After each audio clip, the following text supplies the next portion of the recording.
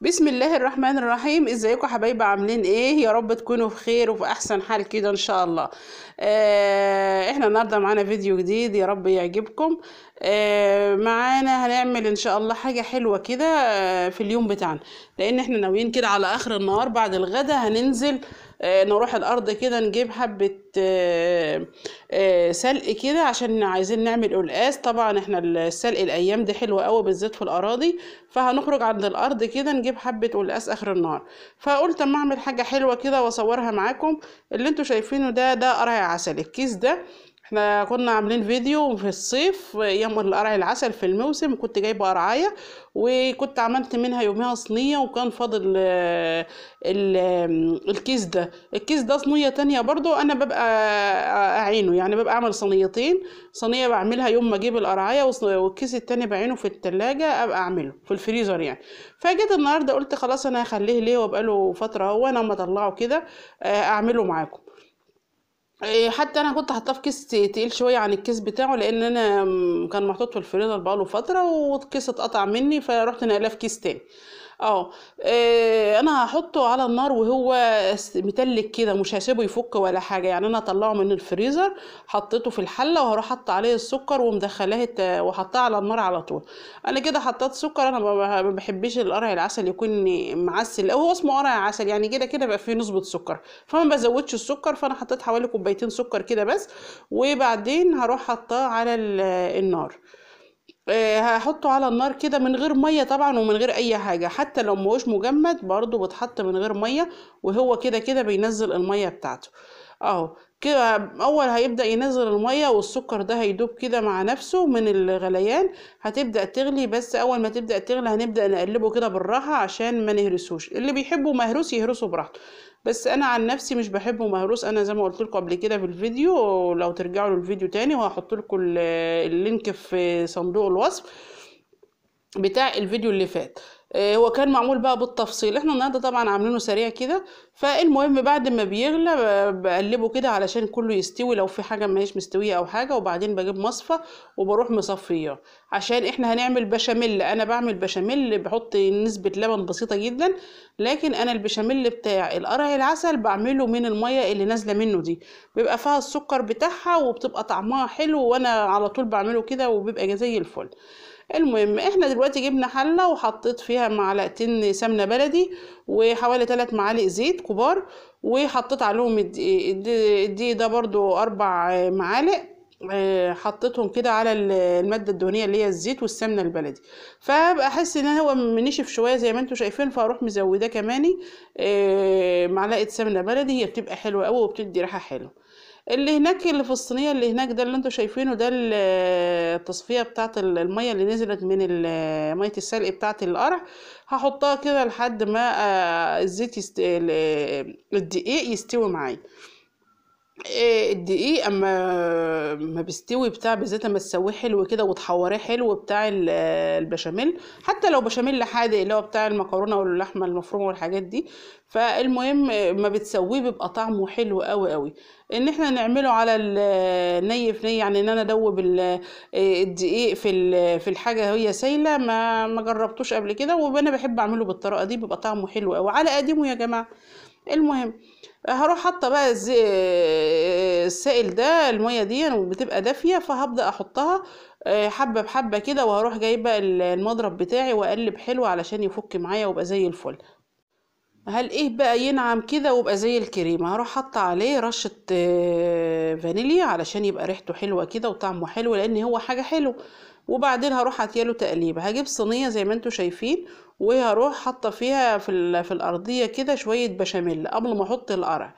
مع ان القرع مش هيبقى طبقه عاليه ولا حاجه، بس انا بحب برضه احط في الارضيه عشان اما اجي اقطعه اروح شايلاه.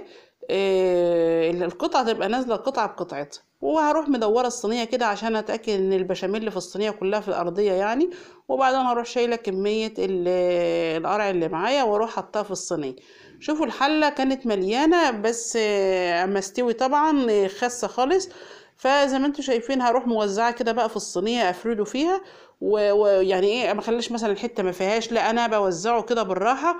وزي ما قلت لكم انا ما بهرسوش، انا بحبه زي ما انتم شايفينه كده قطع في يعني القطعه متحمله ماسكه نفسها اهو زي ما انتم شايفين. هبدا اوزعه بقى في الصينيه. لكن انتوا لو بتحبوه بالهراء تهرسوه يعني مهروس، اهرسوه بالمعلقه بالشوكه بالهراسه زي ما انتوا حابين. وحطيت كده حبه جوز هند كده، لو عندك بقى جوز هند سوداني زبيب اي حاجه مكسرات حطيها، ما عندكيش عادي مش هيقول لا، هيبقى زي الفل برضه. بعد كده بعد ما رشيت بقى الرشه بتاعه الجوز الهندي ده، هيروح جايبه بقى البشاميل ده كده ومحطاه بقى في الصينيه، مغرقه الصينيه بشاميل. البشاميل دي اصلا كريمي، بيبقى طعمه حلو قوي لوحده حتى من غير العسل. يعني حتى من غير العسل كده البشاميل ده يتاكل لوحده عامل زي المهلبيه. طعمه حلو قوي وريحته حلوه وقوامه جميل جدا. لما بيبرد بقى يعني كانك بتاكلي في كريمه اهو.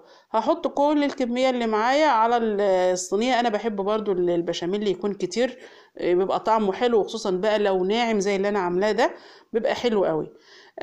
انا بقى دي شكل الصينيه هي بس بعد ما اتاكل منها، لان انا بعد قطعت منها يعني قبل ما اصورها، بس صورت نصها.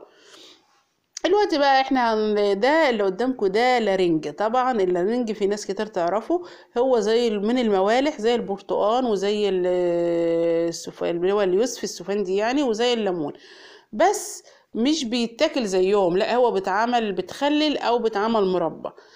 زي ما انتوا شفتوا بقى احنا كده هو جاي لنا، فقلت ان انا هعمله معاكم ان شاء الله في الفيديو الجاي باذن الله.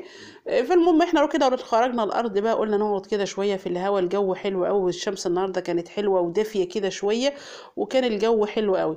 قلنا نخرج من جو البيت، يعني جو البيت الواحد ما بيخرجش خالص في البيت. وطبعا يعني اي ست اي واحده تبقى قاعده من شغل البيت بيبقى محتاجه حتى راحه ولو حبه صغيرين يعني.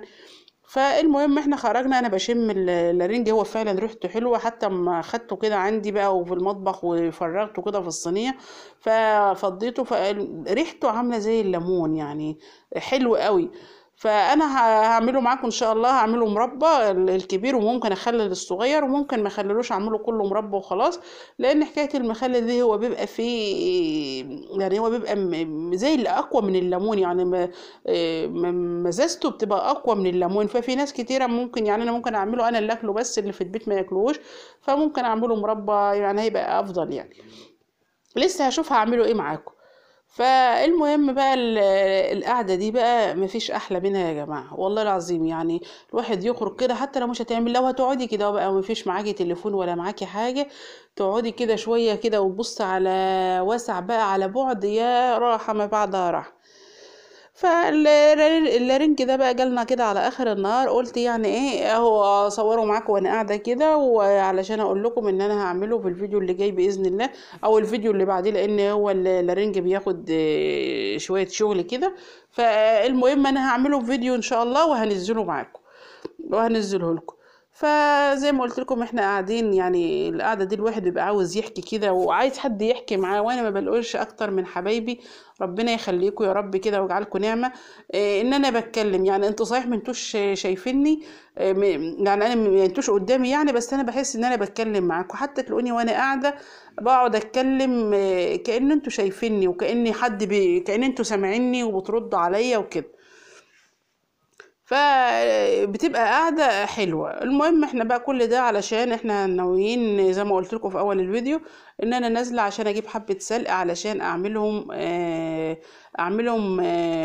مع اولا هفرز شوية طبعا، لان هو موسم الايام دي موجود الايام دي بالكتير، هو طالع اليومين دول، وكمان علشان هنعمله على القلقاس.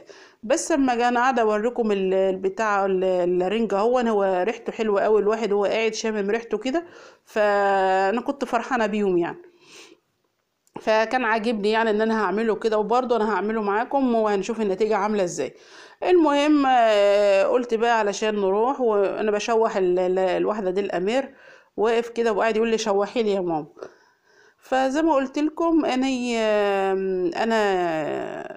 انا كنت استغفر الله العظيم يا رب، اللهم لا حول ولا قوه الا بالله.